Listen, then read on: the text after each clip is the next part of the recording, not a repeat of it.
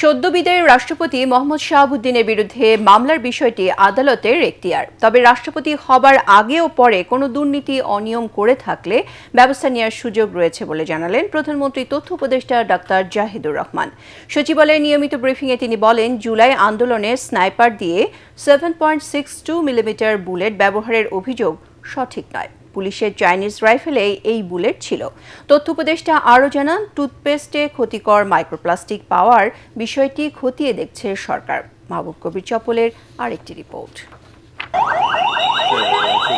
রাষ্ট্রপতি হিসেবে মোহাম্মদ শাহাবুদ্দিনের পথ চলা থেমে গেছে, তবে থামছে না তাঁকে নিয়ে আলোচনা।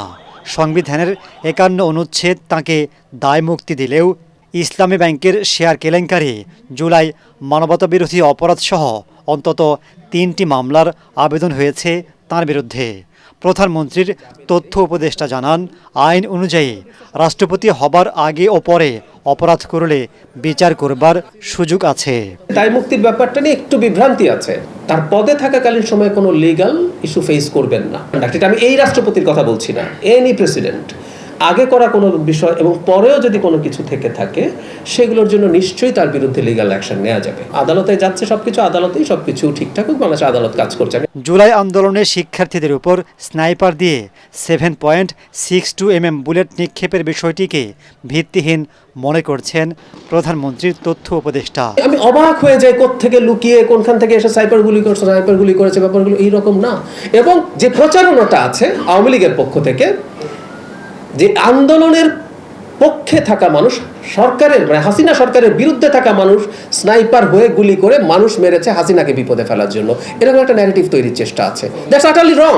সার্চ দেন পুলিশ, দেখবেন ওর হাতে একটা চাইনিজ রাইফেল বলে একটা রাইফেল আমরা চিনি, যেটা মিলিটারি গ্রেডের অস্ত্র, পুলিশের হাতে ছিল। এটার বুলেটই 7.62। এটার জন্য স্নাইপার হইতে হবে মানে কোত্থেকে যেন অদ্ভুত সব কথা আসছে। তিনি দাবি করেন, 2018 সালের নির্বাচনে রিটার্নিং কর্মকর্তার দায়িত্ব পালনের কারণে 32 যুগ্ম সচিবকে বাধ্যতামূলক অবসরে পাঠানো হয়নি।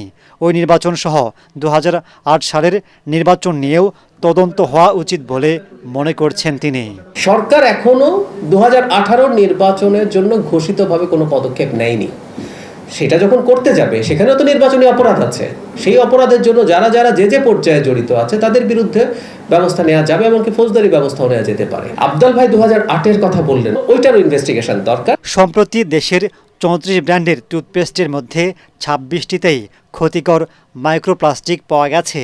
বিষয়টি উদ্বেগজনক জানিয়ে প্রধানমন্ত্রীর তথ্য উপদেষ্টা বলেন, এটা খতিয়ে দেখছে সরকার। কিন্তু মাইক্রোপ্লাস্টিক টুথপেস্ট তো বটেই, মানে এটা একটা বিরাট ব্যাধির মতো ছড়িয়ে পড়েছে। যেহেতু এগুলো এই পরিমাণ দেখা গেছে, সরকারের সংস্থা আছে, নিশ্চয়ই এই ব্যাপারে ব্যবস্থা নেবে। তিনি বলেন, সাগররুনি হত্যাকাণ্ডের তদন্ত জোরালো করতে যাচ্ছে সরকার। তদন্ত এবং সময় চাওয়াটা তো সরকারের ব্যাপার। মাহবুব কবির চপল, ATN বাংলা, ঢাকা।